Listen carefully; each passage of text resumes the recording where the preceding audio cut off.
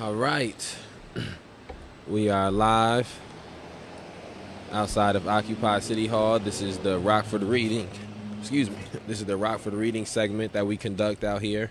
My name is Leslie Roth. I am a member of the May 30th Alliance. I just finished up reading Why We Can't Wait by Dr. Martin Luther King Jr. yesterday, which was the book that I was, excuse me, which was one of the books that we were reading for the Rockford Reading segments of the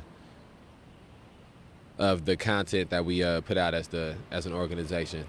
So I finished that book on Sunday, Saturday. Excuse me, I finished the book on Saturday. Sorry. This is a rough open. And so we are now going to begin reading this book, In Defense of Looting, written by Vicky Osterweil. In Defense of Looting, a riotous history of uncivil action, written by Vicky Osterweil. And again, we're reading this book not just so we can be able to say that we've read the book, or not just to take in all this arbitrary information, but we're reading the book and then cross-referencing how the things or the issues in the book correlate to issues that we're facing today, or how the concepts being brought up in or talked about in the book relate to concepts that are being brought up or talked about today in Rockford as it pertains to the struggle to end police terrorism, mass incarceration, and racial injustice. And so I'll go through and I'll read this, and in portions of reading this and parts of reading this, I'll stop and I'll make some mental notes and sort of have a monologue around some of these things. If there's any problems with the audio, say something in the comments. If you have any response to any of the things that's read, throw that in the comments as well. Please share this video if you're watching it. And here, let's get this started. All right, again, this is In Defense of Looting by Vicky Osterweil. This is Rockford Reading. Of the many forms of political action in 21st century America, okay, this is the introduction, page 1. Of the many forms of political action in 21st century America, it's hard to think of any less popular than rioting and looting. Voting and electioneering are widely respected as the baseline of political action. Petitioning and lobbying elected representatives are not far behind. Labor action, despite 4 decades of propaganda and federal action against it, still has strong support in many quarters. Community organizing is at least theoretically the founding principle for thousands of nonprofits across the country. Liberals and conservatives alike grudgingly support demonstrations, at least when they're nonviolent and their people are the ones doing it. More extreme political actions also have widespread support. Both liberals and conservatives believe in war, considering it a necessary evil or fundamental good. Liberals may oppose the death penalty, but they, like conservatives, believe in the efficacy of murder. They had little to say about Obama's extrajudicial drone executions, his death list and Terror Tuesdays, and Democrats mostly critique Trump's 2020 assassination of Qasem Soleimani on procedural grounds. Quote, he didn't consult Congress, end quote. Torture is celebrated 1,000 times a day on television and police procedurals and action flicks, and most people accept imprisonment, years of unrelenting psychic torture, as a necessary fact of social life. Economic coercion on the international stage through sanctions, trade agreements, and development loans is a matter of course. At home, the threat of unemployment, homelessness, starvation, and destitution, along with debt, taxes, fines, and fees of all kinds, are so naturalized as to rarely even be recognized as a form of political domination at all. But rioting and looting have few defenders. Conservatives, of course, oppose it utterly, rooting for the police to put down protesters, with the far right claiming riots are just professional troublemaking fomented by George Soros, Jews, and the global elite. And I have had people, a guy just pulled up, and out of all the things for me to make my first comment on, it's going to be on this. But a guy just pulled up maybe like a week and a half ago. He pulls up right in front of me while I'm setting up to get ready to do a live. And he says, how much is George Soros paying you? And at first I was sort of taking it, I was confused. I was like, so as I say that one more time? And he, how much is George Soros paying you, Leslie? Come on, tell me how much he's paying you. And I'm like, nobody's paying me to be out here. I didn't even, at the time, the guy was so ludicrous in his actions. He stopped halfway up the street. He's got a green light. I'm telling him, look, you're light green. You need to go. You're light green. You need to go. He's steadily asking me about George Soros. So that is a real thing. I got arrested down in the city. It's not a real thing that George Soros is paying anybody. Well, I don't know who George Soros may be paying somebody else. But the May 30th Alliance is not getting no money from George Soros. If we was getting money from George Soros, we would have multiple mics up here. But when I was arrested at City Market last year, as I was being led away, it was a white man in front of me holding the phone, and he was saying, "How much is George Soros paying you? How much is George Soros paying you?" And so this is a thing that is commonly brought up by these racist detractors. This idea that George Soros is funding protests. So that's real, but it's not real. He's not really. Well, he's not funding us. I don't know what George Soros is doing. Okay, liberals oppose rioting too, because their love for law and order is much greater than their belief in freedom. They claim that rioters are, quote, hurting their own cause, end quote, or are led by police provocateurs, agreeing with the fascists that rioters are paid troublemakers, just disagreeing about who signs the checks. And then that's also something that has been a repeated reaction or a repeated statement from different people we've interacted with, where somebody says, and right now they're speaking about rioting and looting, but this can even be traced back to just protests and demonstrations on a whole, where people claim that us being out here and writing cuss words in chalk is doing more harm to the movement than it's doing good, or it's making people not agree with you, or similarly. When May 30th happened, some of the liberals were saying people from out of town came out and did that. It wasn't the people here that were involved in those things, because then that makes it so that that makes it so that people don't start questioning the environment of the city. The reason liberals wanted to seem like people from out of town came in and were part of what happened on May 30th and things that may be classified as rioting or looting from May 30th is because they want the community to think that everything is fine. They want people on the outside looking in to think all the black people that are in this community are okay and happy with how things are. All the areas of our city are growing and advancing, and we're diverse, and they don't want to have to admit that the divestment of areas of this community have left portions of this community restless, that have left people jaded, have left people upset and angry.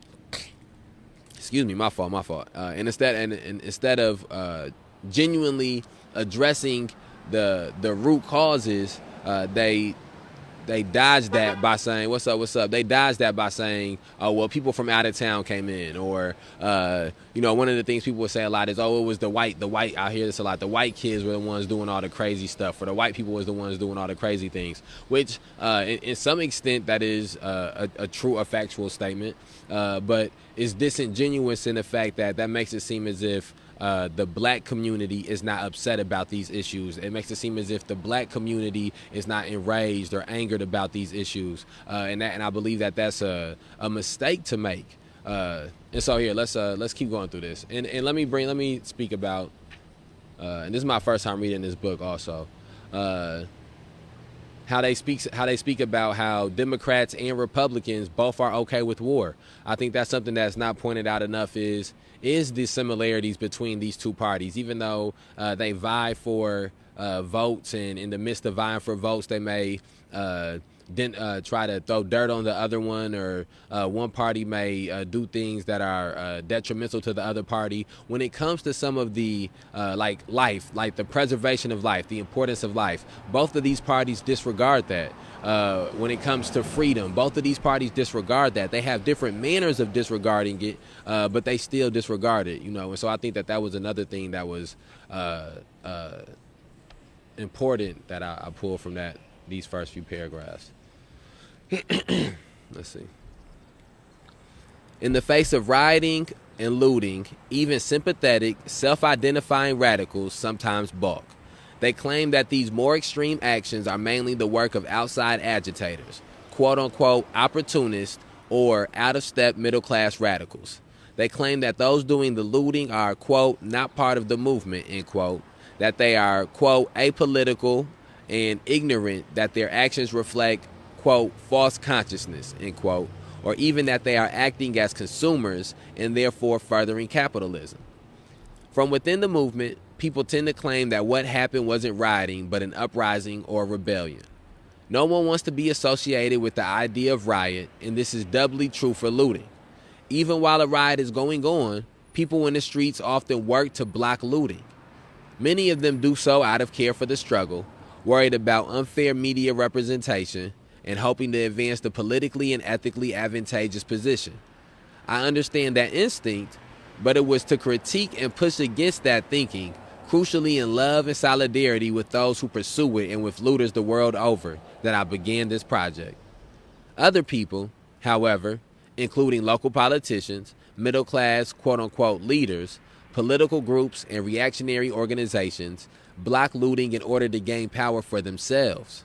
These peacekeepers and de-escalators cooperate with the police to derail and destroy uprisings to show the white power structure that they are responsible parties, that because they can control and contain the unruly masses, they are the, quote, natural leaders, end quote, the people who should be negotiated with.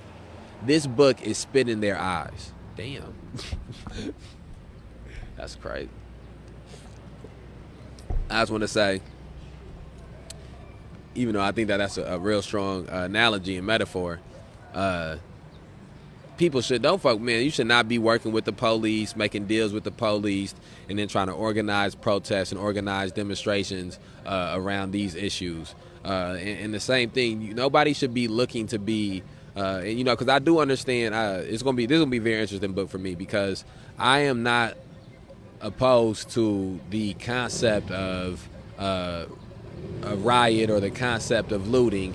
And the reason I say that I'm not opposed to that is because as we presently live in 2021, there's not a government that is opposed to it, because governments on a regular basis go out and riot and loot in foreign countries. And another thing that should be noted is when you speak about looting and what looting is, separate from rioting, just when we speak about looting and what looting is, you have to understand that they have this saying that if a relationship can't begin on a lie, or a relationship's doomed to fail if it begins on a lie. And I believe that that's true about the origin of anything. If certain things begin in corruptness or corruption, you will never be able to get it to a place of righteousness, because the beginning points are always corruption. And so the beginning of this country is looting and rioting. And so that is why it has been such a reoccurring theme in America and American society, is because it is how the country was forged. It's how the country was formed and created. And that's the reason that it happens and it comes around so often. And the issue a lot of times is that people don't know that is the truth. A lot of times when people start having these dialogues or conversations, and I've seen people have them before, when somebody attacks a protest or a demonstration because rioting happened next to it, or looting happened next to it, or people rioted and looted the next day or somewhere else, people get into this defense mechanism of saying, well, that wasn't those people protesting, or that wasn't us, or that wasn't, which is a valid thing to say as far as just trying to state factual information. But it should not be, in the midst of stating that factual information, you should not take away whatever validity comes from the fact that a riot took place or that looting took place. You have to ask, you have to ask yourself, what is going on in the city, and that the occupants of the city are reacting this way when certain moments are happening. Because that is true. That is true. That it is something that is particular about the cities and the areas in which a looting or rioting may happen, stemming from a protest or a demonstration. It's something specific about the character of those cities, the things that the people that in those cities have to deal with regularly, the exploitation they've dealt with over generations, the oppression they've dealt with over generations, the miseducation, the police terrorism, and these things build up, the emotion builds up, and it manifests itself in rioting and looting. And so But those things have always existed in American society because America has never genuinely addressed those things that we spoke about, the root causes. There's continuously been manifestations of riots and looting. And so I think that when there is one, the job is not to downplay it or try to disconnect it from a protest or disconnect it from a demonstration or disconnect it from a movement or disconnect it from a struggle. I think the job actually is to connect it, is to explain why this happened and how this riot or this looting that took place is a symptom of the greater disease that is within the city as a whole. So that's just, again, some of my thoughts from that.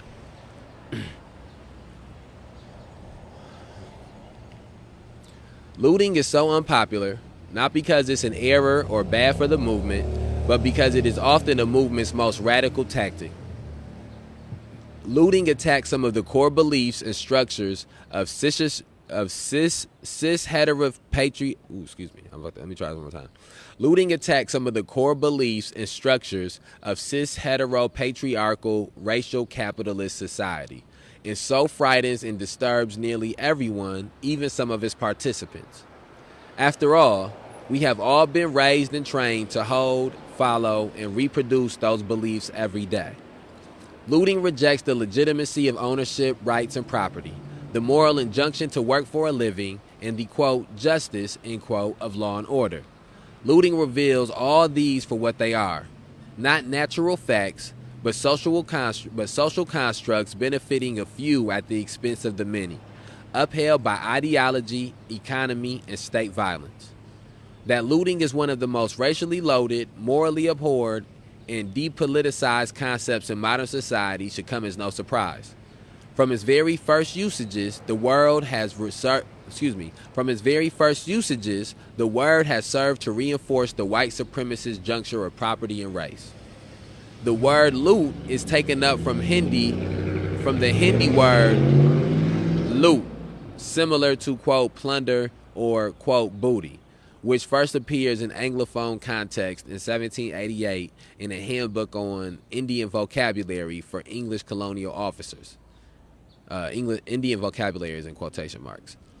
In Loot's first recorded appearance in the English language, it describes how an officer managed to gain consent and gather recruits for subduing Indian resistance. Quote, he always found the talismanic gathering word loot a sufficient bond of union in any part of India. The racialized idea of an, quote, Indian, end quote, identity did not yet exist outside the minds of the colonizers, but a natural racial tendency, one overcoming tribal, religious, and cultural differences, could be, quote, revealed, end quote, by the offer of plunder. In other words, a deviant relationship to property is the, quote, sufficient, end quote, attribute that unifies and defines an otherwise disparate group under the sign of race. The earliest appearances of the Gurund looting, meanwhile, refer to, quote, hirsute Sikhs, end quote, and Chinese blackguards, end quote. Looting is a word taken from a colonized people and used to denigrate and racialize riotous subalterns resisting English empire.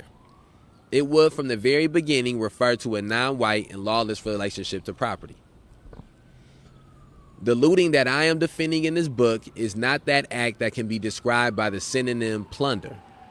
The looting of captured territory by armies, for example, or of colonial wealth by empire and its agents, can be equally well described by words like robbery, pillage, booty, and spoils.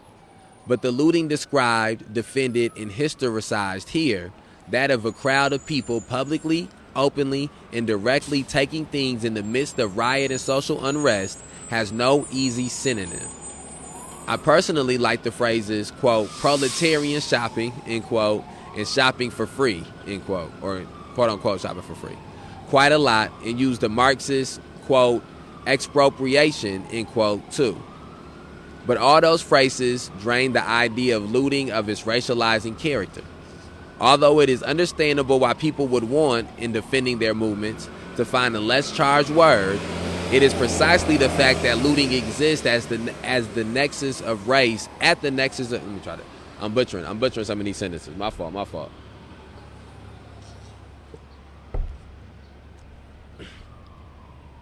Try this again. Looting is a method of... oh, no, that's not where I was at. But all those phrases drain the idea of looting of its racializing character. Although it is understandable why people would want, in defending their movements, to find a less charged word, it is precisely the fact that looting exists at the nexus of race and class that gives it its tactical power. Looting is a method of direct redistribution of wealth from the store owners and capitalists to the poor. Looting, as scholar Delio Vasquez writes in The Poor Person's Defense of Riots, directly results, parentheses, unless you get arrested, in parentheses, in your acquiring the things that you are seeking. It is a practical, immediate form of improving life. Looting represents a material way that riots and protests help the community. By providing a way for people to solve some of the immediate problems of poverty and by creating a space for people to freely reproduce their lives rather than doing so through wage labor. Looting isn't an act of communal cohesion. Looting is an act of communal cohesion. But looting is also an act of excess, of property destruction. When something is looted, that thing's nature as a commodity is destroyed by its being taken for free out of the cycle of exchange and profit. Everything in the store goes from being a commodity to becoming a gift. Less abstractly, looting is usually followed up by burning down the shop. Looters also frequently throw items out onto the streets for anyone to take or pile goods chaotically in the middle of the store or pass bottles of liquor, bags of food, or goods between strangers and around the crowd. Looting involves not only taking wealth directly, but also immediately sharing that wealth, which points to the collapse of the system by which the looted things produce value. Looting is a communal practice. It cannot be done alone. Anthropologist Neil Keating argues that looting creates a similar relation to property as the potlatch, a communal practice of indigenous nations in the Pacific Northwest. In the potlatch, held on a variety of special occasions, births, deaths, weddings, festivals, wealthy people compete to see who can give away the most possessions to the gathered celebrants, and they vie with each other to destroy the most accumulated wealth in a massive bonfire. The potlatch works to level wealth in the community by consuming surplus, which might otherwise enable some to develop more permanent forms of power through excess accumulation. Rioting and looting similarly redistributes and reduces the wealth in the surplus, leveling material power differentials. The potlatch was outlawed by the Canadian government as a part of its ongoing genocide of the First Nations. The potlatch was considered one of the most important obstacles to their becoming, quote, civilized, end quote, and Christian. Like looting, this non-white, non-commodified communal approach to property was seen as a dangerous threat to capitalism and civilization. Though no single instance of looting is on its own sufficient to transform society, obviously, looting, at least when carried out by black, poor, or indigenous people, will always be strenuously and vigorously disavowed by the powers that be because it points to and immediately enacts a different relationship to property, a different history. There have been few instances of looting in the United States in the last quarter century. When it has appeared, it has been during brief and often one-off uprisings. Despite this fact, when the flames went up over a looted Quick Trip in Ferguson, Missouri in August 2014, as anti-police rioting broke out after Michael Brown was killed, the media produced lines of argument and criticism that you might have just as easily heard in the 60s. Politicians and media outlets have a number of tried and true disavowals and defamations of looters at the ready. Before moving on to the historical narrative of looting in the United States, it's worth dealing with these common objections here.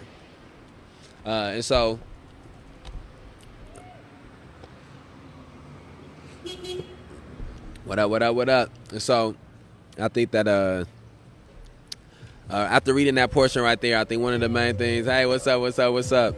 I think one of the main things that stands out to me is the potlatch. I've never heard of this before. I think I'm pronouncing this right, but the potlatch that they had in Canada where they came out and Where did let's describe this up? The potlatch. In the potlatch, held on a variety of special occasions, births, deaths, weddings, festivals, wealthy people compete to see who can give away the most possessions to the gathered celebrants, and they vie with each other to destroy the most accumulated wealth in a massive bonfire. I think that's something that's very interesting. I've never heard about that before, and again, that does, if even if you just were to grow up with knowing that, with that being a thing that happened in your in the country you lived in or in the community or the society you lived in, that would greatly alter the way that you view possessions, the way that you view materialism, the way that you view these things, and these things are all things that have been tied into race. It was a certain time in which black people couldn't go into certain stores, or their money wasn't good at certain places, and so that limited the amount of materialism as a black American you could even have. As integration and tokenism has become more prevalent in the American society, it's made it so that those limitations aren't as visible on black people now. Now it's, if you can afford it, then you can get into these places, or if you can afford it, then you can shop at stores that wouldn't otherwise have had you. And I think that we have to be very careful with the amount of importance that we put onto materialism and the amount of importance that we put onto possessions as a people who have historically been denied materials, been denied possessions, have been used and seen as a possession. We were once seen as those materials. And so I think it's very dangerous for us to put too much of an impotence on those things. And so I from reading through all these things, another one of the things that I think is that is the further back you go, the reason in the 60s or in some of these times black people would be more, when some of these uprisings or riots or civil unrest, however you would describe them, would happen. I think one of the reasons that there was more prevalence of rioting and what you would call looting was because of the communal nature of maybe you yourself had not had a loved one that had been lynched, but because you were black in the city, you knew somebody who had a loved one who had been lynched, or maybe you yourself didn't feel as if you had been denied very specific things in life from being black, but you've seen it happen to your father, you've seen it happen to your brother. So it happened to be, I believe that it was this a stronger collectiveness, a stronger togetherness. Even based on the fact that if you were black, no matter how much money you had, it was certain neighborhoods you could not live in, it was certain houses you could not live in, and so it made it so that even the black person with the most accumulated wealth or the most amount of money still could not escape the fact that they were black. And so that anger and that emotion was still there, no matter the class differences that may have existed. And so that makes me think of another reason why these things manifested that way as you go back in time. I thought it was interesting too, the author Vicky, speaking about different phrases that they call looting, or different phrases that people have called looting: proletarian shopping, shopping for free, expropriation. I think expropriation is funny. And so let's keep on going. Let's keep running through here. Riots are being stirred up by outside agitators. The myth of outside agitators is used by conservatives and nonviolence champions alike to discredit militancy wherever it The myth of outside agitators is used by conservatives and nonviolence champions alike to discredit militancy wherever it appears. This one is a white supremacist classic going all the way back to slavery. Under slavery, plantation owners claimed that unrest, rebellions, and fugitives resulted from the influence of, quote, uppity Negroes, end quote, and pernicious Yankees who had come south to delude the otherwise content enslaved with ideas of freedom and equality. The completely racist assumptions at the base of this argument, happy dumb slaves duped into believing they are human beings by scheming Northerners, still forms the logic behind the, quote, outside agitator, end quote, a phrase that emerged in force during the Civil Rights Movement. Martin Luther King was the prototypical outside agitator, traveling the country fighting segregation, although white civil rights activists were also often tarred with this brush. These days, quote, white anarchists, end quote, George Soros and the employees of his organization, quote, Antifa, end quote, or, quote, agent provocateurs, end quote, are likely to be the preferred outside agitating boogeymen. This logic strips those who protest of their power, claiming that their experiences, lives, and desires are not actually sufficient to inspire their acts of resistance, implying that they don't know what they're doing. It also begins from the presumption that the world is fine as it is, and so only nihilistic or paid troublemakers could challenge it. But it is a racist idea on its face. What actually is wrong with an outside agitator? The concept is structured around the implicit racial logic of borders and citizenship through which an individual's status, inside/outside, is the main consideration that determines political legitimacy. Outside of what? Why shouldn't we at least consider ideas or agitation from, quote, outside, end quote, our most immediate environs? Isn't that what we call solidarity? And so I think what I get, one of the first things that pop out to me, again, we want to, as we're reading through In Defense of Looting by Vicky Osterweil, what we want to do is to cross-reference how the things being and the concepts being brought up in this literature connects to things that we're facing in Rockford, Illinois. And so I think for me immediately, I think about how throughout last summer, there was a county board, an alderman. I can't remember the exact alderman.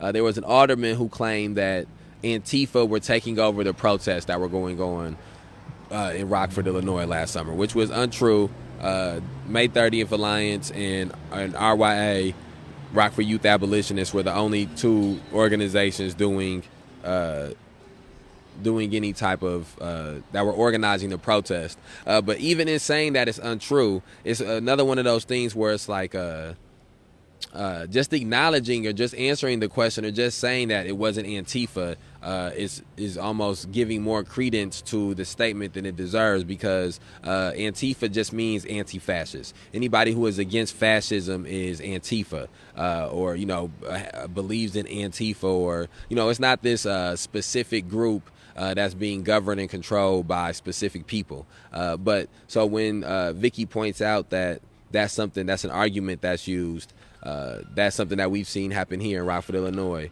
Another one of the things, white anarchists. Last year, one of the things that was happening regularly was after May 30th, whether it would be within the black community or whether it be outside the black community, people would always say, it's just white people. These are just angry white people. It's just white people doing these things, which again was a false narrative. Anybody who was there on May 30th throughout the entirety would know that as white as the crowd may have began at the beginning, by the time the heavy force of the police department was coming down, it was a crowd with majority of color in it. And then even throughout last year, the people that were involved in the organizing of these events were predominantly people of color. The people involved in the speaking at these events were predominantly people of color. And that's been something that has been consistent and continued even through now. This is something that has been the voices and the people organizing have been predominantly people of color. And so, again, that's just a false narrative that's used to try to, like Vicky is pointing out, to try to make it seem as if, well, the black people in Rockford wouldn't have anything to do with throwing rocks at District 1 or spray painting District 1 or tearing anything down at District 1, not because the black people aren't going through anything that would warrant that type of anger, or because the black people wouldn't display the anger in that type of way, which also goes against the concept of that they have when a violent action happens, and then all of a sudden black people are violent ad nauseum. Ad nauseum, I think I used that wrong. But okay, so that's one of the things that also points out to me. And then the George Soros thing pops out again. Again, we've had that. We spoke about how multiple times I've had somebody ask me if George Soros is paying me. I think it's interesting that Dr. King was pointed out in the first 3-4 pages of the next book that we've read. Dr. King has already been mentioned because of the prevalence that he has in all of these issues, even all these years later. I think let's see. I think it was one more other thing that I wanted to. Oh yeah, and then at the very beginning, when Vicky writes, this myth of outside agitators is used by conservatives and nonviolence champions alike to discredit militancy wherever it happens. We saw that happen last year as well, where the police chief, O'Shea, the ex-chief O'Shea, Irish Man of the Year, the man who said that you couldn't save 17-year-olds and 16, 17, and 8-year-olds, discard them, just throw them off to jail. Man who called the citizens of this community animals. He said after May 30th that it was people from the outside that came in. It was outside agitators. It wasn't people in the community that had anything to do with these things. So you see, even in real time, this tactic being used right here in Rockford, Illinois. And the same thing, that multiple black leaders got up and spoke as if the black people in the community would not have done these things, and it was people from outside coming in just trying to start trouble. And all of those things discredit and are disingenuous to the experience of the black people in this community and the people of color in this community and the people in this community in general. Let's keep going. Let's keep going. Rioters are destroying their own neighborhoods. The, quote, why do you destroy your own neighborhoods, end quote, trope emerged in force during the dozens of uprisings in cities across the United States during the 60s. Here we see a willful confusion of geography and power. Though the buildings destroyed may be located in a predominantly black or proletarian neighborhood, the losses go to the white, bourgeois building and business owners, rarely the people who live near them. Civil rights leader Stokely Carmichael, later Kwame Ture, had to challenge these logics to defend the riots.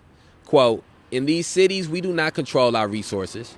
We do not control the land, the houses, or the stores. These are owned by whites who live outside the community. White power makes the laws and enforces those laws with guns and nightsticks in the hands of white racist policemen and black mercenaries, end quote. Assata Shakur, freedom fighter in the Black Liberation Movement and the federal government's most wanted fugitive, describes having the same argument with white co-workers who wanted Shakur to admit, quote, what a shame it was, end quote, that rioters were destroying their neighborhoods and to disavow them. But Shakur instead put forward the positive case for the destruction. Quote, they don't own those houses. They don't own those stores. I'm glad they burned down those stores because those stores were robbing them in the first place, end quote.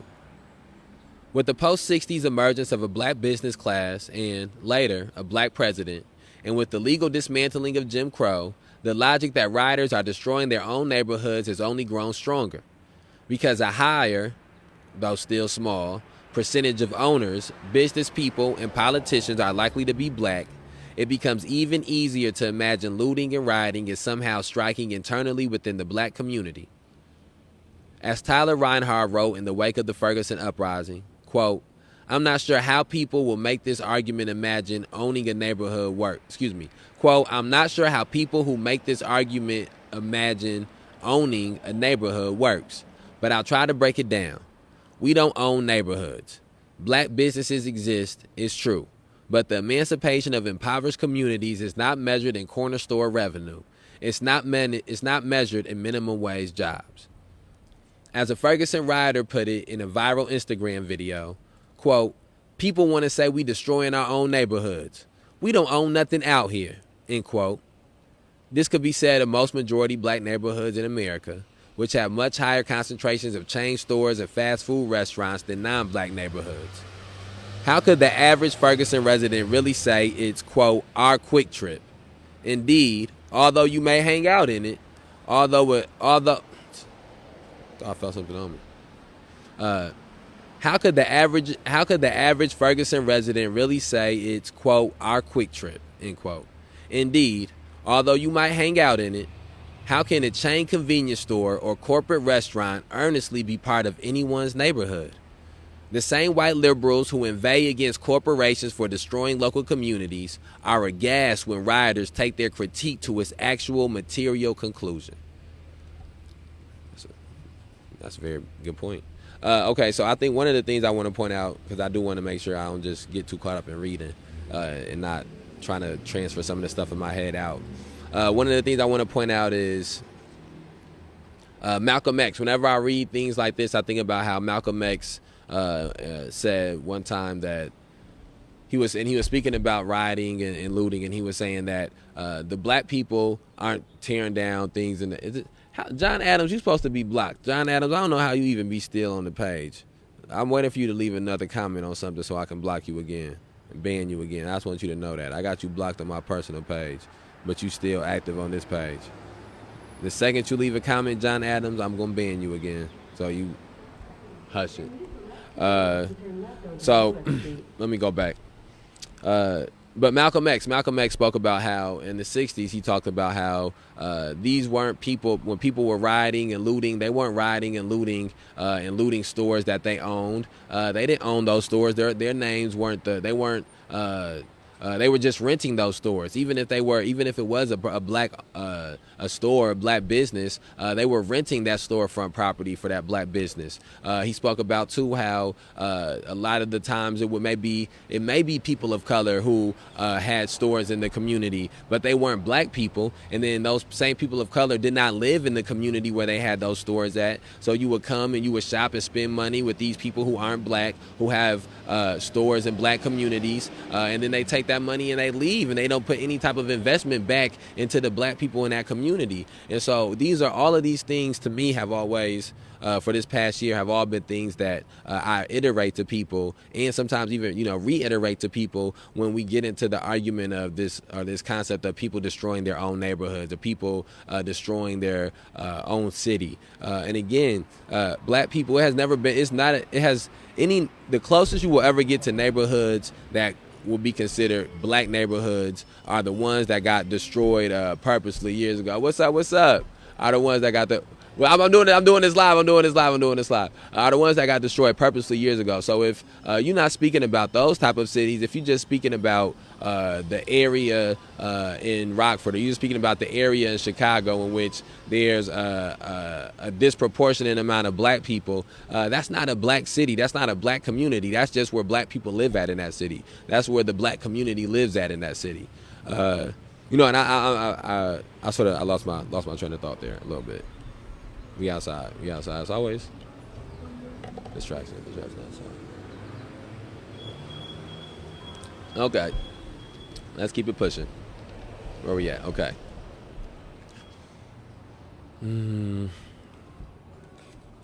Only a cop, in this case Baltimore Police Commissioner Anthony Batts, prosecuting an arsonist from the 2015 Freddie Gray uprisings, could say without irony, quote, Raymond Carter burned a CVS, our CVS, to the ground, end quote. Nowhere is the absurd hollowness of modern American populism more clear than in a police commissioner's heartfelt pause, then plea, not just any CVS, our CVS. And again, and I think then this sort of gets into is getting more into the idea of capitalism as well. This idea that the CVS, somebody burning down the CVS in Rockford, or burning down the Walgreens in Rockford, and not to say that this is happening. I'm just, we need to correlate or connect these things to where we are at. That is the CVSs that are here are not Rockford CVSs. They're not Rockford's Walgreens. They're not Rockford's Walmart. And the reason being is because the CVS, if you don't got no prescription to get the medicine you need at the CVS not giving it to you. If you can't adequately pay for the medicine you need at the Walgreens, it's not giving it to you. You could be on your deathbed and it's not going to be given to you. You could be in excruciating pain and it's not going to be given to you because they are running a business, and they're running a capitalist business. And in a capitalist business, humanity is removed from the equation. And so it can't be your CVS or our CVS or your Walgreens or our Walgreens. These stores are these capitalist stores. What's up? Appreciate it. You have a good one. These stores, all of these places, they come into the city when it's advantageous for them, and they'll leave the city when it's advantageous for them. And so, looters are opportunists and criminals, not protesters. They have nothing to do with the struggle. When protesters proclaim that, quote, not all protesters were looters, in fact, most of the looters weren't part of the protest, end quote, or words to that effect, they are trying to fight a horrifically racist history of black people depicted in American culture as robbers and thieves. It is a completely righteous and understandable position. However, in trying to correct this media image, and making a strong division between good protesters and bad rioters, or between ethical nonviolence practitioners and supposedly violent looters, the narrative of the criminalization of black youth is reproduced. This time it makes criminals and moral divisions between certain kinds of black youth. Those who loot are bad versus those who protest, who are good. The effect of this discourse is hardening a permanent category of criminality on black subjects who produce a supposed crime within the context of an, quote, acceptable, end quote, protest, though those protesters would be just as quickly slandered as criminals in less confrontational protest scenarios. It reproduces racist and white supremacist ideologies, deeming some unworthy of our solidarity and protection, marking them, subtly, as legitimate targets of police violence. And I think one of the things that is that pops out to me is when Vicky says, the effect of this discourse is hardening a permanent category of criminality on black subjects who produce a supposed crime within the context of an, quote, acceptable, end quote, protest. Then in parentheses, Vicky writes, though those protesters will be just as quickly slandered as criminals in less confrontational protest scenarios. And so to just sort of put that in my own words, and what that makes me think about is how on May 30th, the people who didn't throw rocks, or the people who didn't spray paint, or the people who maybe didn't take place in any looting of any stores later on, those were the people who were seen as doing it the right way, or protesting the right way, or the good protesters, as Vicky is some of the terminology that Vicky is using. And then the people who expressed their emotions, or expressed their anger, or expressed their form of struggling in a different light, whether it be the throwing of stones, or throwing of rocks, or spray painting, or looting, they were seen as the bad rioters. Again, using Vicky's terminology here.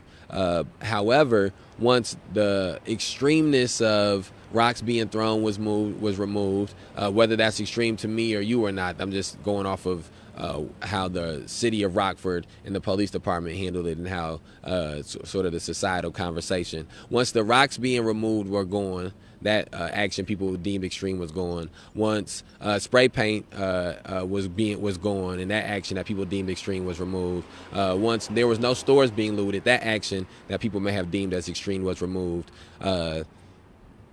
Instead of people saying, when we walked on the crosswalk and none of those things happened, okay, that's the right way to protest. That's a good way to protest, or that's the right way to do a demonstration, or that's the right way to bring awareness to an issue. We were criminalized for doing this thing that may have been seen as less extreme, because again, it is not the action that they are truly criminalizing. It's not the action that they are truly stigmatizing. It is the protest within itself. And it is what the protest is about, and you sort of have to tie those things together. You can't sort of leave one without the other. But again, that is what these things are happening for, because more people got arrested for walking on a crosswalk in total than got arrested on May 30th, or got arrested, when with rocks being thrown and spray paint happening. Again, because it was not the action, it was the implications that were behind the uprising that took place on the 30th. And so that's sort of one of the things that pops out. And again, we're reading In Defense of Looting by Vicky Osterwile on page 8. If looters are, quote, not part of the protest, end quote, then why do they appear again and again in liberatory uprisings? In fact, a number of sociological studies from the 70s showed that, against the common sense narrative, those who participate in rioting and looting tend to be the most politically informed and socially engaged in the neighborhood, while the most apathetic, disconnected, and alienated people riot at the lowest rates.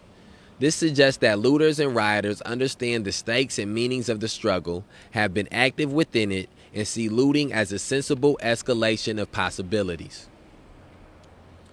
Rioters hurt the media coverage. They make us or our concerns look bad. Rioters are often accused of being the cause of negative media coverage, but this claim is always made after the cameras have arrived, without recognition of how or why those cameras got there. If it were not for rioters, the media would probably pay no attention at all. If protesters hadn't looted and burnt down that Quick Trip on the second day of protest, would Ferguson have become a point of worldwide attention? It's impossible to know, but all the nonviolent protests against police killings across the country that go unreported seem to indicate the answer is no. It was the looting of a Duane Reade and not the vigil that preceded it that brought widespread attention to the murder of Kamani Gray in New York City in 2013. The media's own warped procedure instructs that riots and looting are more effective at attracting attention to a cause. And that's, again, this is something that we can tangibly relate to Rockford, Illinois. The most cameras, the most media attention, the most news coverage over a 7-day span about the issues about police terrorism, mass incarceration, and racial injustice in Rockford took place from the week of May 30th to whatever the last day of that week was. It did not take place in the week initially after Tyrus Jones was shot. It did not take place in the week initially after Denzel Duvant was beat. It did not take place in the week initially after Faustin Guaitigo was murdered and Jose Gonzalez Jr. was shot. It did not take place in the week right after Raymond Jackson died and after a high-speed pursuit. And so the reason being was because there was an uprising that took place on May 30th, because what people deemed as a riot, because a riot took place on May 30th, what people deemed as a riot took place on May 30th, because looting took place on May 30th. And so that is again, there's this saying in news, if it bleeds, it leads. And that was one of the things that was seen at full display.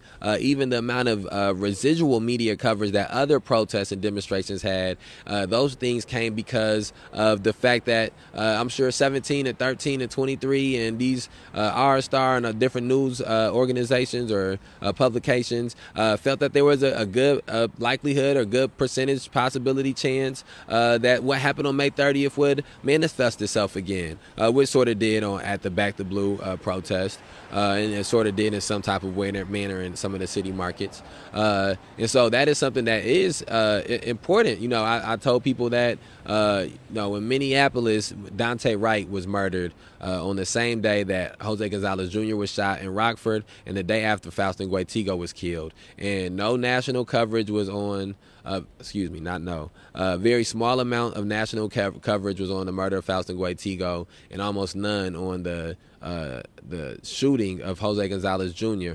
But the media world descended in Brooklyn Center where Dante Wright was murdered at. And part of that was because of the manner in which people took to the streets, because of the militancy in which they took to the streets with. And so that is, and again, it is people who are, when they speak about, it's mostly people who are informed, who are taking to the streets with this militancy, with this vigor. That is part of what educating the community politically is for. Is so that way people can know these different alternative methods that they have at their disposal and the pros and cons to each of them.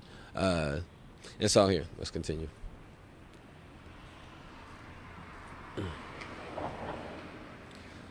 But the point of a protest isn't media attention anyway. As a 1967 editorial on press coverage of urban riots in the Student Nonviolent Coordinating Committee's The Movement magazine put it, quote, the white-run daily press in America is not an objective, critical viewer of events. Newspapers are industries. They are private property, not public utilities. When black people revolt against their conditions, they are also revolting against the mass media, the press. End quote. The essay reproduced and analyzed guidelines on covering future instances of unrest that were given out to CBS reporters in the wake of Watts. The editors highlight one of those guidelines, which says, quote, at the outset of the disorder, broadcast newsmen should be dispatched to law enforcement command posts rather than directly to the scene, where their presence may heighten the disturbance or interfere with efforts to establish control. An authoritatively staffed command post will undoubtedly be in communication with the scenes of disorder and be capable of providing newsmen with any desired information. End quote. During the LA riots of 1992, national news broadcast nonstop footage of the violent beating of white truck driver Reginald Denny by 4 black teens that was captured by news helicopters. The news did not provide the context that the National Guard had just driven through that intersection, firing live rounds at rioters, meaning Denny was in the wrong place at the wrong time, or the aftermath, in which other black rioters ran out, tended to his wounds, and got him to a hospital, saving his life, though both were also captured on camera. Instead, the violent beating was shown on loop, out of context, across the country. And I can attest to, I've seen that clip. Not only have I never seen that a video clip of the police driving by before and shooting out live rounds, I've never even heard of it. And I've definitely never seen any video of, and I don't believe I've seen any video of afterwards of people coming out and helping them and getting them to the hospital. And again, that is one of the double-edged sword of mass media, is that we've seen this happen multiple times with stories out here where the news is going to run what they feel is best for the news, not necessarily what is the truth or what is the most honest or the most genuine form of the truth, but what they feel is the best for the news. They have specific things that they're looking for. They have specific ways that it goes out, and so again, I say all those things to say that when I read that, for us, one of the reasons that we realized that early on, and that was one of the reasons we wanted to establish our social media presence and establish mediums in which people can hear directly from us and get information directly from us instead of having to get it the second way around. Hold on real quick. I think this the dude who be slashing the memorials. Hold on.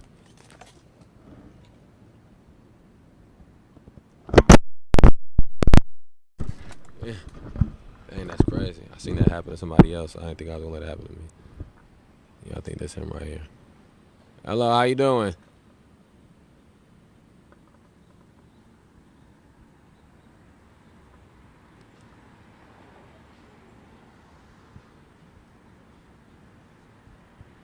Oh, damn. Okay. Damn. All right, my fault. See, I shouldn't even, that's why I ain't say nothing. I was finna say some crazy shit to his ass, too. I ain't even, the mic falling was a sign. All right. Oh, dang. See, trying to do extra stuff. It's my fault. No, we got mic problems.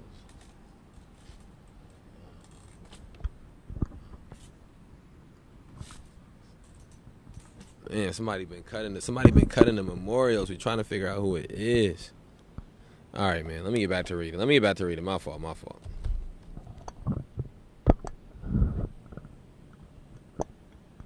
All right, let me get back to reading. Damn, man. I really want to know who been cutting. They just be cutting the faces like on some serial killer shit. Damn, I'm sorry. I know that was loud when that mic fell. Okay. All right, let's get back. Let myself get distracted. During the UK riots in summer 2011, which saw people rise up in response to the police murder of Mark Duggan, the BBC, which had mostly relied on helicopter and police footage, did a live interview with the man from Croydon, one of the London neighborhoods where rioting was intense. That man, Darkest Howe, was a respected broadcaster and writer originally from Trinidad. The presenter asked him leading questions about how terrible the riots were, but Hal clearly and angrily laid out the stakes of the riot. Quote, "What I was certain about, listening to my son and my grandson, is that something very serious was going to happen in this country. Our leaders had no idea. But if you... Go fuck yourself!"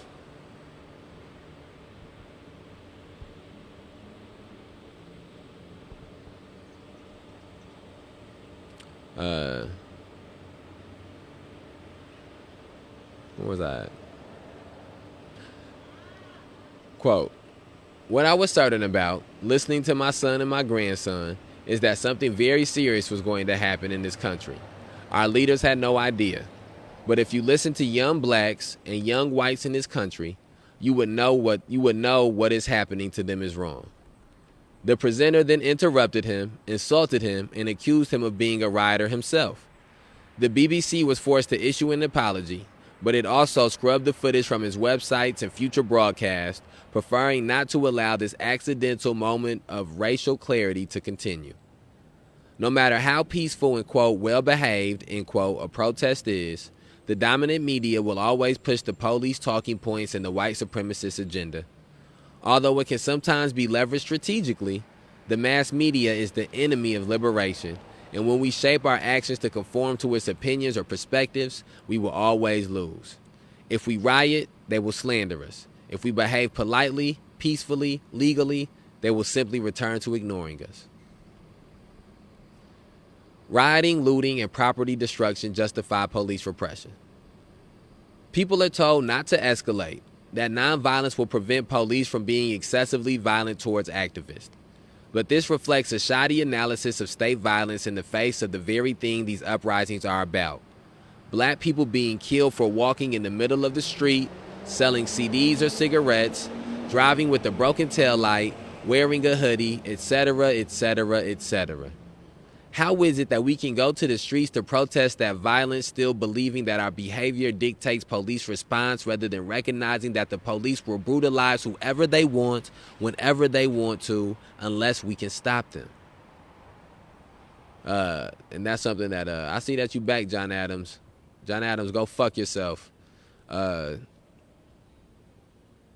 Again, that's something that we've seen here where people, for walking on a crosswalk, people were assaulted in their arrest. For having megaphones, people have been assaulted and traumatized in their arrest. And it happens not because of the actions of the people or because of the way that they took those actions or because of their verbiage or their language or the amount of respect or disrespect they gave officers. It happens because these officers are workers of violence and they know that they have a green light on violence.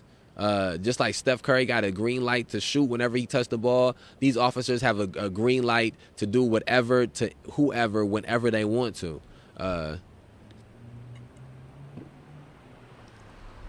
So that is why these things happen.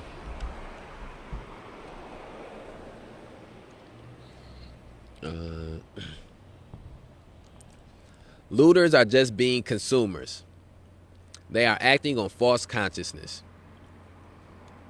Many people, self-styled, quote, revolutionaries, end quote, criticize rioters for looting flat-screen TVs or expensive sneakers. These people often claim they would support looters stealing medicine or food, life necessities, but because they are stealing expensive commodities, it reveals that rioters are just, quote, consumerist, materialistic, end quote. As Evan Carter Williams wrote in his essay, quote, an open letter to those who condemn looting, end quote, this analysis was particularly prevalent around the 2011 UK riots. Even during the riots, the entire white UK left, from the left liberal media establishment to the, quote, revolutionary, end quote, political parties, basically told rioters to drop dead. As Williams asked, are these revolutionaries to have us believe that, quote, the poor are not supposed to understand the fundamentals of exchange value? That they should have been loading shopping carts with flour and beans rather than with computers which could, in theory, be sold for a much larger quantity of flour and beans? That's a good point. That's a very good point. The failure isn't merely an economic one. When people make this argument, they reveal a fundamental contempt for the poor. They share moral logic with conservative anti-welfare talking heads and pull-up-your-pants respectability politicians who claim that poor people are poor because they spend their money on smartphones or fancy clothes. These so-called revolutionaries, who support the looting of bread but not of liquor, reveal that they are only willing to support poor people in struggles for bare survival. In other words, in struggles that keep them poor. They withdraw their solidarity when the proletariat act on desires to have their lives be more pleasurable and more worth living. These reactionaries don't want the poor to have nice things any more than the police who execute looters do. They see the masses as fetish objects in their feverish revolutionary abstractions who should only rise up in some pure proletarian struggle, perhaps led by them at the vanguard of a glorious party.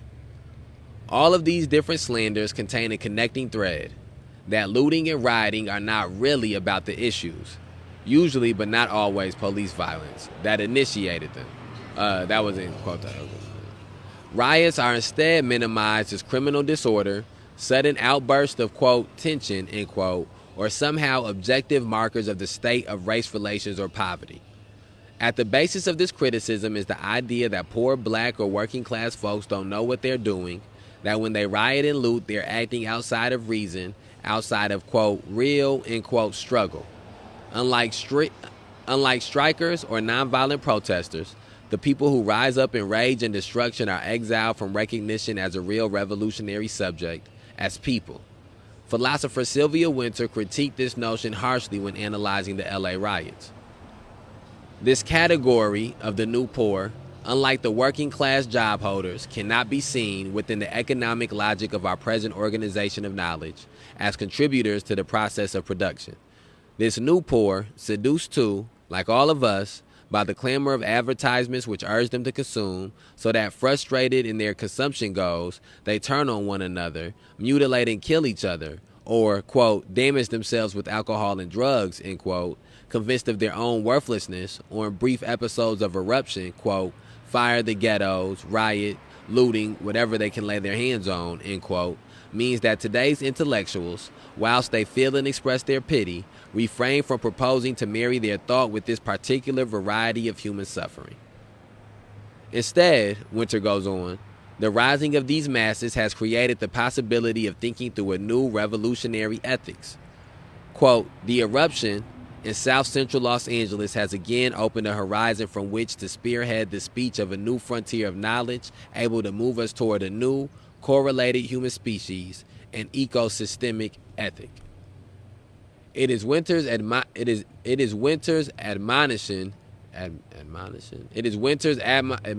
to marry our thought, learning, and theorizing to this group and their actions that shapes the work of this book.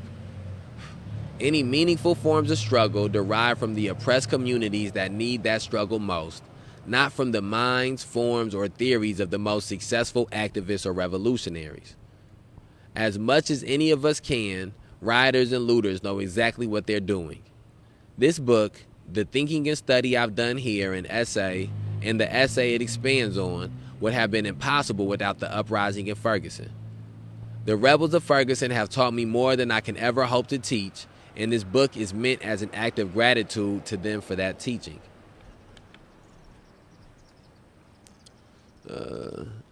And then I don't have really anything to expound upon, but I do like this statement here.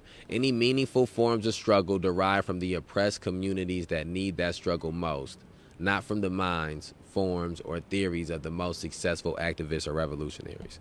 That's very poignant.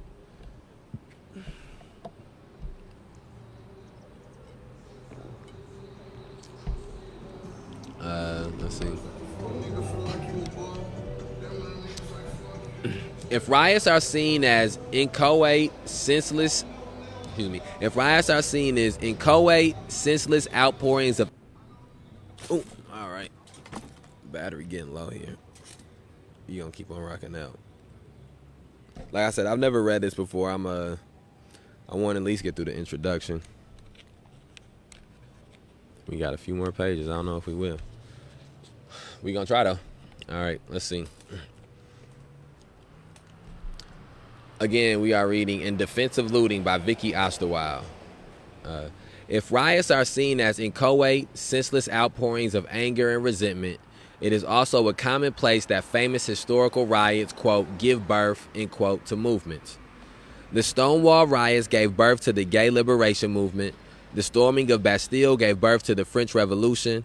The Boston Tea Party, the American Revolution. This, of course, is just meant as a simple claim of cause and effect, a rhetorical flourish. But birth is, in fact, an excellent metaphor for rioting and its relation to social movement and revolution. Homo sapiens are quite unlucky evolutionarily. In almost all mammals, pregnancy and birth are safe and simple processes. Gestating mothers basically never die in childbirth. Indeed, if there are insufficient resources or the gestator is unable to care for a baby at that moment for some reason, the fetus can easily be aborted. But in humans, birth is violent and dangerous, life-threatening to both the gestator and fetus.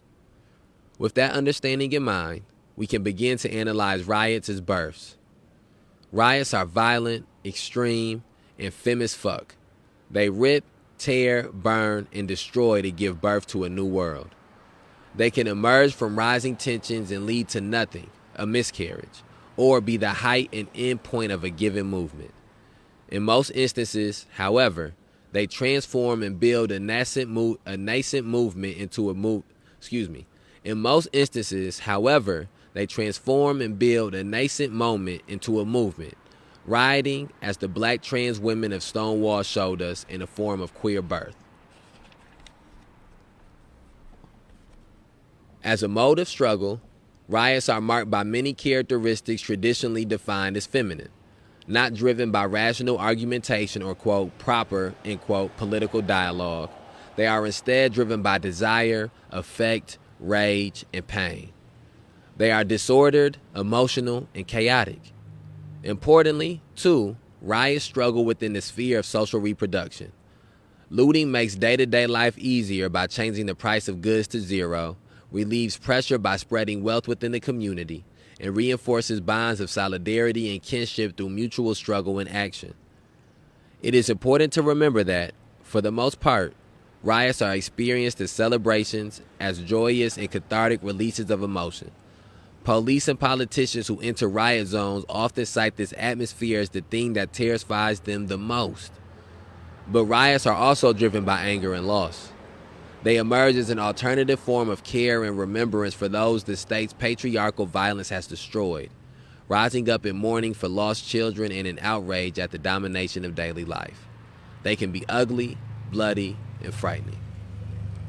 They are often protective, defensive struggles, but they are always about reproducing a community. As the study of riots in the United States makes clear, one of the main after effects of riots is a sense of unity, togetherness, and joy not normally experienced in the urban neighborhood, a unity that leads to the blossoming of dozens of political, social, and economic projects. Riots are communicative, but unlike protests, they do not aim their speech at those in power, at leaders of the state. Instead, they are a form of direct communication and knowledge transfer among those outside the traditional avenues of power. As Black Panther Party Minister of Defense Huey P. Newton put it, quote, "In Watts, the economy and property of the oppressor was destroyed to such an extent that no matter how the oppressor tried in his press to whitewash the activities of the black brothers, the real nature and cause of the activity was communicated to every black community," end quote. Conceiving of riots as birth does not manage to contain everything important or worth understanding about riots. It is not a perfect or total metaphor, but it can help us to understand and analyze the role rioting has in movement and revolution and the way that riots work for their participants in the towns and cities where they occur.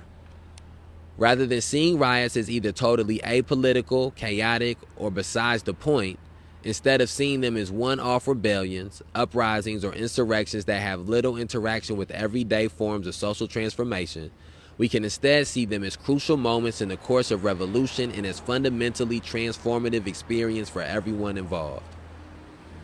And it is this book's contention that we need a total transformation of our society. Couldn't agree more. The society we live in under capitalism is entirely structured around the production and circulation of commodities.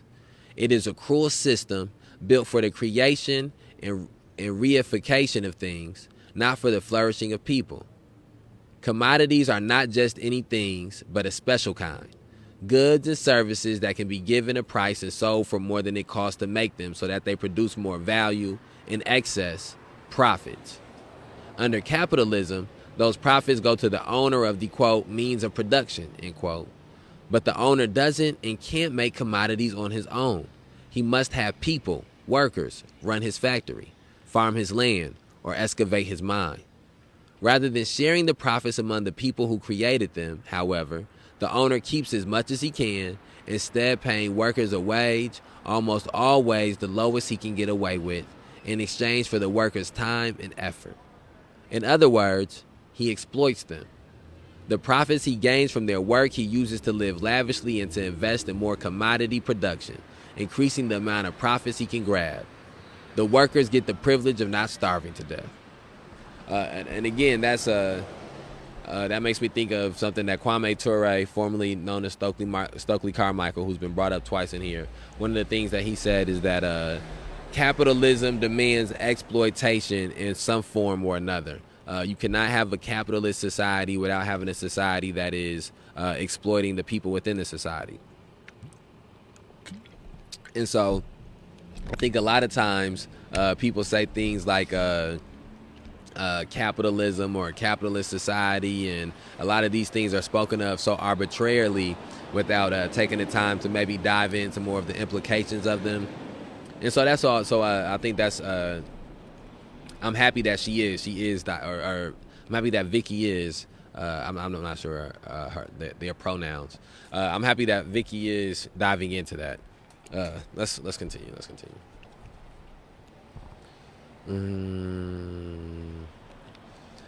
This is all completely natural to us.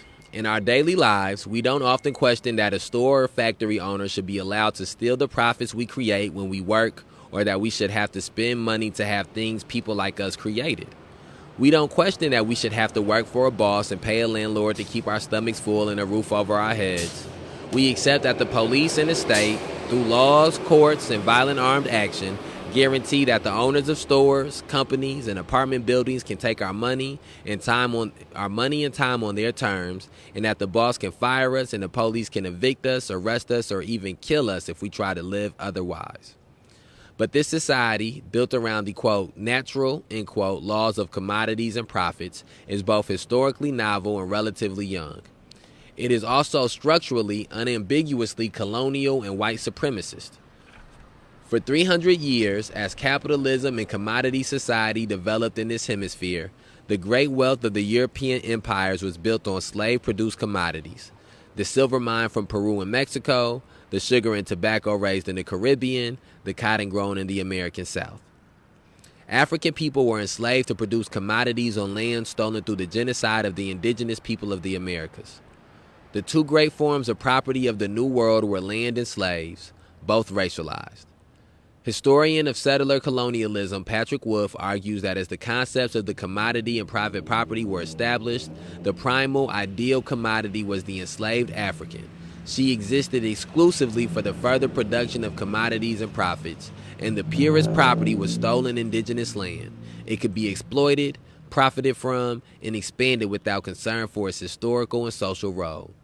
It was the wealth of the New World that produced sufficient surplus for the creation of capitalism. Racial settler colonialism is thus at the core of all modern notions of property. All our beliefs about the righteousness of property, ownership, and commodity production are built on the history of anti-black violence and settler colonial extraction. The right to property is innately structurally white supremacist. Support for white supremacy involves a commitment to property in the commodity form. To protect it. What's up? What's up? I can't hear that. The bus in the headphones. I can't hear you. What you say? Damn, I can't hear you. I gotta go back to read. I'm gonna see you later. I'll see you later. It's good seeing you.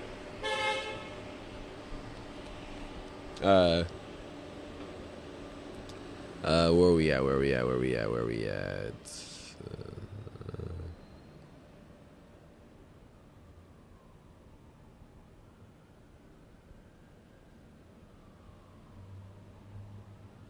Okay, here we go. Sorry. If I was going to move the property and commodity form. To protect this system of property and commodity, to stabilize this racist violence and patriarchal domination, the owners and ruling classes organize and develop nation states to enforce their will where the, quote, laws, end quote, of the market failed to do so. Their particularly novel innovation for this task was the police. The first citywide bureaucracies in the West evolved from slave patrols and colonial administrators and instituted to protect property, control urban crowds, and repress slave revolts. Looting, especially when committed by racialized people rising up against the police and the state, cuts straight through the heart of that history. It shows that goods can be had for free if we all fight together, and that we would be able to live without a wage if we freely shared the products of society. All right, we got an ambulance. We got an ambulance coming. We're going to let this ambulance come by.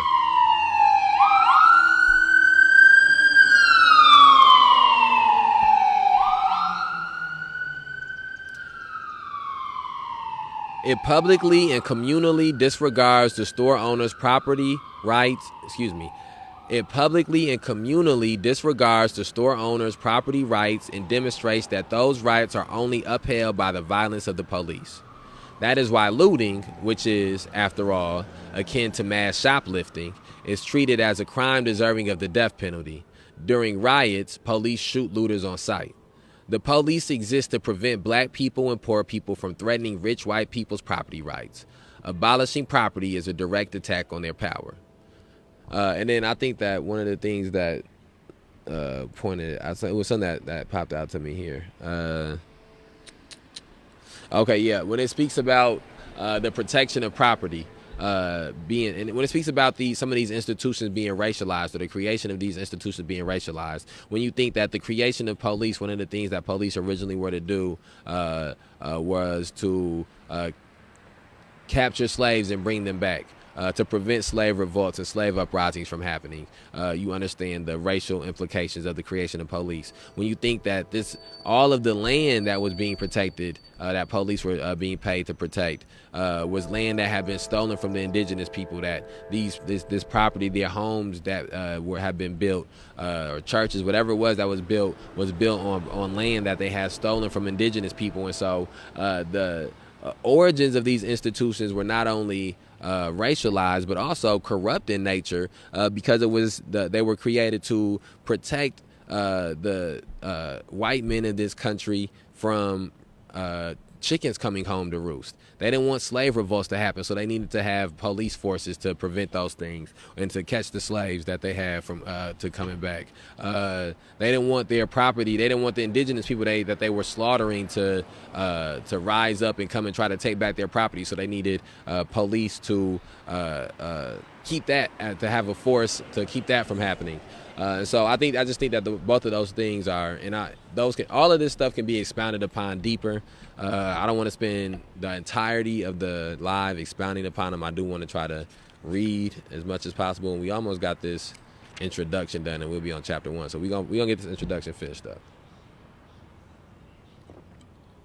We're gonna get the introduction finished up. Let's see.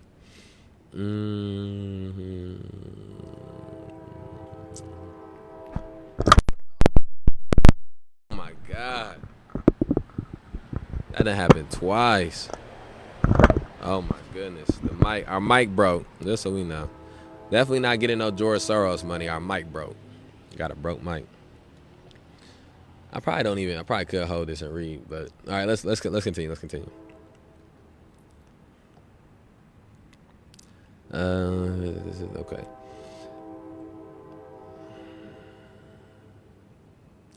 In striking a blow against the laws of commodity, looters also strike against white supremacy. In an anti-police uprising for black liberation, looting is a directly effective and sensible tactic. No wonder it is so despised. To support the arguments and claims made here, To understand the use of looting at this moment and in the future, this book takes the perhaps paradoxical seeming turn towards history, more specifically the history of looting, from slavery to the present. In doing so, I follow in the footsteps of the black radical tradition, as well as many other, sometimes overlapping, veins of liberatory and revolutionary thought, from indigenous and anti-colonial thinkers to anarchist and communist revolutionary traditions. Throughout his life, across his body of work, James Baldwin returned again and again to a certain way of reckoning with history. Quote, history is not merely something to be read, and it does not refer merely or even principally to the past. On the contrary, the great force of history comes from the fact that we carry it within us, are controlled by it in many ways, and history is literally present in all we do, end quote. For Christina Sharp, scholar of English literature and black studies, black life and radical capitalism today must be understood as existing, quote, in the wake, end quote, of the Middle Passage, in the ongoing processes, violences, and social forms of anti-blackness initiated in that genocidal kidnapping across the Atlantic and echoing down into the present. As a reflection of these facts, political prisoner Mumia Abu-Jamal has said, quote, true history tells us more about today than about yesterday, end quote. I like that. That's a good line. This conception of history is consonant with the Jewish tradition in which I was raised. Every year at Passover, one of the two most important holidays of the calendar, Jews gather together with family and friends to retell the story of Jewish enslavement and Moses-led deliverance in Egypt. This ritual, the annual act of remembering the horrors of slavery and the joys of emancipation, is one of the most important traditions holding a diasporic people together for 300 years. Oh, I butchered that. I'm sorry. I'm sorry, Jewish people. I don't think that's offensive. That's not meant to be offensive. That was really an apology. Okay. If this has been the long historical wake of slavery and emancipation for Jews, how could we begin to understand the ongoing effects of 4 centuries of industrial chattel slavery, which only ended, and even then only technically, a mere 150 years ago? It appeared to me that any Jewish ethics must directly prioritize black liberation. Without reckoning with the direct, lived, present past, no movement can truly change, heal, or care for our present, let alone produce a liberated future. And studying history has other advantages. With the benefit of an overview of long historical durations, the accumulation of documents, and consistent study, it is in some ways easier to highlight the meanings and effects of riots. Studying history also has a vital abolitionist role. Ideology would have us believe that capitalism, the nation state, the police, prisons, and other violent forms of oppression are timeless, infinite facts. If there have always been police across cultures, then there can never be a world without them. But by understanding how recent these things are, and by tracing strategies of resistance, struggle, and revolt against them, we can begin to imagine a world otherwise. This book is mostly a work of history, a history based in the desire to break with this world and destroy all its monstrous continuities. But this, congratulations. But the study of history also has some serious problems and limits.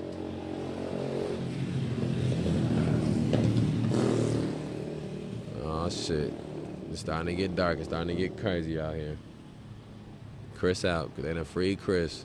Chris got out that jam. That's good. Free them all.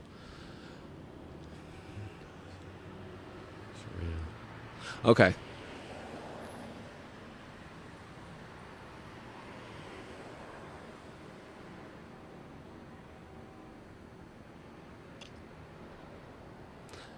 Oh man. I'm gonna read through this one more time. They was fucking me up. Okay. Without reckoning with the direct, lived, present past, no movement can truly change, heal, or care for our Without reckoning with the direct, lived, present past, no movement can truly change, heal, or care for our present, let alone produce a liberated future. And studying history has other advantages. With the benefit of an overview of long historical durations, the accumulation of documents, and consistent study, it is in some ways easier to highlight the meanings and effects of riots. Studying history also has a vital abolitionist role. Ideology would have us believe that capitalism, the nation state, the police, prisons, and other violent forms of oppression are timeless, infinite facts. If there have always been police across cultures, then there can never be a world without them. But by understanding how recent these things are, and by tracing strategies of resistance, struggle, and revolt against them, we can begin to imagine a world otherwise. This book is mostly a work of history, a history based in the desire to break with this world and destroy all its monstrous continuities. But the study of history also has some serious problems and limits, problems that are doubled in the study of rioting and looting. Resistance is consistently underreported in the historical record. Those with powers over discourse and documentation, those in the media, universities, government offices, churches, and corporations prefer not to widely report or record forms of militant struggle for fear of it spreading and inspiring others. If they record it, they slander it, underestimate its size or power, misinterpret it, or exaggerate its failings. Meanwhile, rebels and revolutionaries are often illiterate, isolated, imprisoned, killed, or otherwise prevented from making sure their struggles end up in the archive the way they lived them. So history must rely on stories passed down through generations, accounts and interviews with participants, and the work of radical archivists, historians, and academics. Looting makes this problem of the underreporting even deeper. During the Great Depression, for example, store owners were loath to even report organized looting to the police for fear that it would help it spread. Few looters, meanwhile, are willing to discuss their own participation in looting. Rarely asked to speak, they are faced with universal condemnation from friend and foe, not to mention serious legal consequences, and so they rarely argue their own case in public after the fact. I am not, myself, a trained historian with institutional access. As such, my methods have largely been to rely on secondary sources, online archives and videos, and the work of other historians, academics, and revolutionaries. I have also focused almost entirely on looting in the so-called United States of America, a serious flaw that it would take at least another few book-length studies to correct. I hope that the effect of encountering the stories, theories, and accounts I've traced and gathered together might help comrades in the struggle and inspire others to do the work, research, and critique necessarily lacking herein. We are again living through historical transformative times, in an era of looting, of riot, revolt, and revolution. This time we face a resurgent global far-right and ecological disaster beyond our comprehension. We cannot afford to leave the revolution half done. The planet simply cannot survive it. But we needn't be afraid.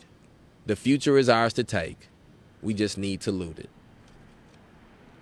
Okay, that is the introduction of In Defense of Looting.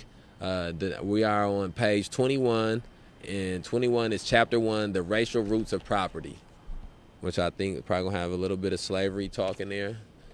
So I'm looking forward very much to continuing to read this. Might even, depending on how the night goes, maybe try to knock out chapter 1 a little bit later on tonight. I also want to say this too. If anybody is out there watching this and would like to come and read, feel free to come down and read. That's something that we are going to be doing. Maybe we get a post and ask people to sign up or something like that. I don't know. But if somebody would like to read, that's still something that we're still doing. Just inbox us. So we're going to be on chapter 1 of In Defense of Looting. I'm going to end this live.